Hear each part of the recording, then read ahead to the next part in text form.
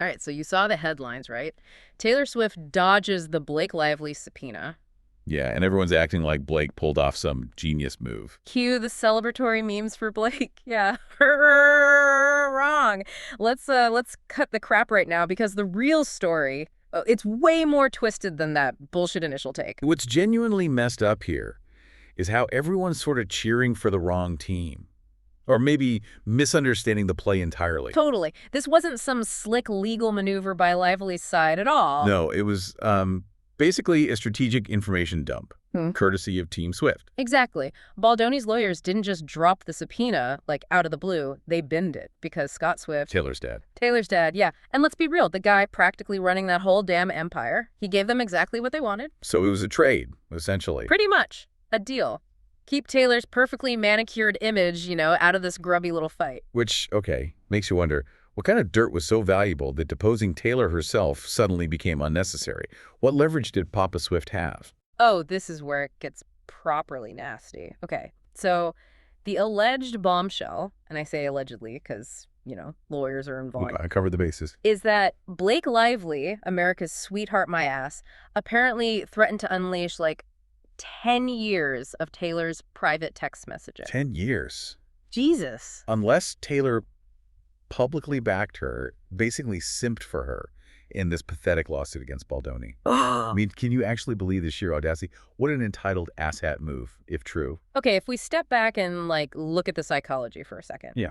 If that's true, it points to a relationship built on, something really precarious. Precarious is putting it mildly. Where, loyalty isn't earned, it's enforced through what's essentially blackmail, right? That's not just a friendship hitting a rough patch. That's scorched earth tactics. It's fucked up. Rough patch.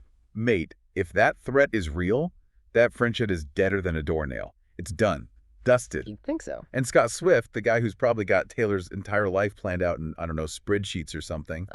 He wasn't about to let some actress, however famous, drag his golden goose through the mud over this. Think about it. Years of PR.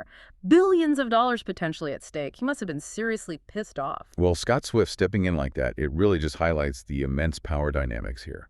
For someone like Taylor Swift, her image is the business. It's everything. Any threat to that image, any whiff of scandal, it's a direct threat to the entire financial machine built around her.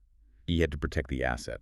So now the million-dollar question. Yeah. What happens next? Lively and her perpetually smug-looking husband, they can't be thrilled about getting thrown under the bus like this by the Swifts, allegedly. No, probably not. So retaliation. Are we about to see those damaging texts leak anyway? I mean, it would be a spectacularly shitty move, even for Hollywood. But maybe not entirely surprising. It definitely adds this element of, unpredictability. It elevates this beyond just some boring legal fight into a full-blown celebrity Cold War, mutually assured destruction with private texts. Yeah, the potential for that kind of retaliation is, it's fascinating in a grim sort of way. And the irony, the absolute fucking irony of it all. This whole damn saga kicked off over something so mind-numbingly trivial. What was it even about originally? Some social media thing? Yeah, something utterly forgettable. It should have died down in 5 minutes. A blip. But instead, egos the size of planets have turned it into this massively expensive, reputation-trashing legal brawl.